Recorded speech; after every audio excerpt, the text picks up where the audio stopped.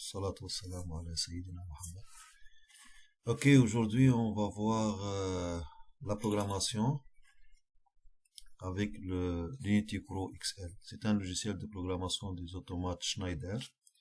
Et juste dans ce vidéo-là, on va voir la configuration matérielle seulement et l'introduction des symboles des entrées-sorties sur le système automatisé, sur un système automatisé. Donc vous cliquez sur File, New.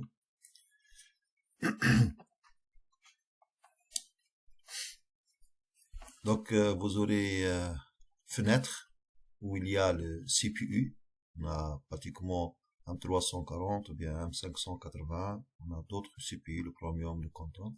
Vous avez ici le rack utilisé à 5, à 4, à 6, à 8, à 12 emplacements. Donc on peut choisir un CPU dans la gamme de famille M340 et on peut choisir une rack de 6 emplacements. On lui dit OK. Voilà, donc vous aurez un navigateur d'application, c'est-à-dire à partir de ce navigateur-là, vous pouvez se déplacer, soi-disant, ou bien naviguer dans tout le projet que vous allez créer pour programmer un système automatisé. Après, on a donc les CPU, il est là, P20, P34, 2020 qu'on a choisi. Il a donné ici un supply, c'est-à-dire alimentation, par défaut. Et nous, on peut le changer si l'alimentation qui est sur le rack ne correspond pas à l'alimentation qui est installée dans l'armoire au niveau du rack de rack de l'automate, en base. Donc, vous trouvez ici supply, c'est-à-dire énergie fournie. Donc, exemple, on va choisir le BMX CPS 3500. La méthode, c'est de choisir, sélectionner, cliquer, maintenir le clic, glisser, et tant que vous êtes sur l'emplacement, tu le lâches, et vous aurez l'emplacement de module. Ça, c'est la méthode qu'on l'appelle cliquer, glisser, lâcher. Ok? Donc, c'est l'alimentation. Et nous, on va s'intéresser encore à la partie digitale, tutoriel, discret. Il y a plusieurs modules ici, et chaque module a un nombre d'entrées-sorties et la tension qui doit être appliquée. Et aussi, est-ce que c'est une entrée analogique ou bien digitale? Est-ce que c'est une entrée ou bien une sortie?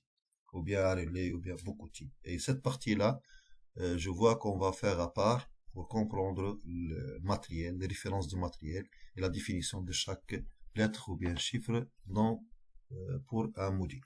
Donc on va prendre un exemple BMX DDI 1604, c'est-à-dire Digital Direct Input, 16 entrées, 04 c'est 24 volts. Donc je place dans le 1, la méthode toujours cliquer, glisser, lâcher, et je vais choisir un module sortie DRA, c'est-à-dire à relais, donc digital relais avec 16 sorties. Je place dans le 2. Comme ça, j'ai choisi les modules, le microprocesseur, l'alimentation, le rack, se rassemble beaucoup, exactement, qui se trouve sur votre système automatisé, ou bien la conception que vous avez fait pour réaliser un système automatisé, elle vous demande de choisir ces différents types de modules et ce rack.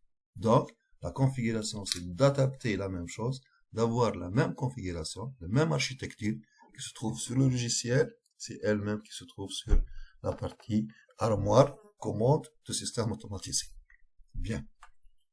Après, qu'est-ce qu'on va faire? On va introduire les symboles. Normalement, après la configuration, on doit introduire tous les symboles de tous les capteurs, les boutons poussoirs, les contacts secs, les sorties tutoriels, comme commande moteur, sens 1, sens 2, électrovanne, sortie, entrée, verra et tout ça. Tous les actionneurs et toutes les informations, on doit, avant de commencer la programmation, introduire leurs symboles. Moi, je vais donner des symboles simples. La méthode, comment se fait? On ferme le catalogue matériel. On aura le navigateur d'application. Donc, si vous voulez, on peut cliquer de cette part d'ici, ou bien sur le rack. Donc, pour ouvrir le module. J'ouvre le module. Donc, voilà le module. Il est là, BMX DDI 1604. Il y a les entrées-sorties objets. Je choisis, il y a beaucoup de paramètres dans un module. Donc, moi, j'ai besoin seulement de %i, c'est-à-dire les entrées. Je vais update. Donc, j'aurai la liste des entrées du module qu'on a déjà choisi, le DDI 1604. Donc, les adressages se fait comment? Donc, ici, on commence par %i 0.1.0. Cette adresse-là, c'est l'adresse de l'entrée numéro 1, bornier numéro 1, mais l'adresse 0. Donc, normalement, on a dit, on a 16 entrées, mais l'adressage, ça commence de 0. Donc, toujours, une bornier, numéro de bornier, moins 1. Bornier numéro 1, bornier numéro 2, bornier numéro 3, et ainsi de suite. Ça sera l'adresse 1.0, 1.1, 1.2. Le %, c'est une adresse Schneider, bien adresse télémécanique. Le I veut dire une entrée. Le 0, c'est dire rack. Le 1 veut dire emplacement. Et le 0 veut dire channel, ou bien voie. Ou bien on peut dire rack, slot, channel. Rack, slot, channel. Donc on a 16 channels. Le premier emplacement, comme on a vu dans le rack, on a mis le module dans l'emplacement 1, et le rack numéro 0, tous des entrées, et le %, c'est l'adresse. Et tous sont eubooléens. Eubooléen, c'est une variable tutoriel externe. Donc, je commence par le premier variable. Je donne par exemple, comme exemple, marche. OK? Donc, je dis marche. Quand on marche. OK? Créer. OK? Puis, exemple, bouton arrêt. Je dis créer. Exemple, fin course numéro 1. OK. Fin course numéro 2. Et ainsi de suite. Jusqu'à finir tous les entrées tutoriels que vous avez. Donc, vous allez introduire, vous avez 5 entrées tutoriels, vous allez donner leur symbole comme sur le système et l'introduire ici. Bien, ça c'est pour les entrées, on va donner pour les sorties, exemple, de la même manière. Donc, on va passer vers in-out objet. Je choisis Q dans ce cas, update, on a les adresses. Donc voilà ici Q, c'est pas I, c'est Q, ça veut dire sortie. 0, c'est le numéro de rack. 2, c'est l'emplacement, ou bien slot. Et 0, c'est chaîne. Chaîne, ou bien le voie de l'entrée, de sortie, pardon. OK. De la même manière, donc je peux noter par exemple ordre sens 1. Ici, ordre sens 2. Je peux mettre par exemple électro-van 12, par exemple. Électro-van 14. OK? Ça, ce sont des exemples. Et ainsi de suite. Vous terminez tous les ordres, tous les sorties que vous avez besoin dans votre système. Et comme ça, on finit la configuration, c'est-à-dire le choix de matériel et l'introduction des symboles. On peut maintenant générer le building. Donc, j'ai généré mon système. Dans le navigateur d'application, on a dit que c'est une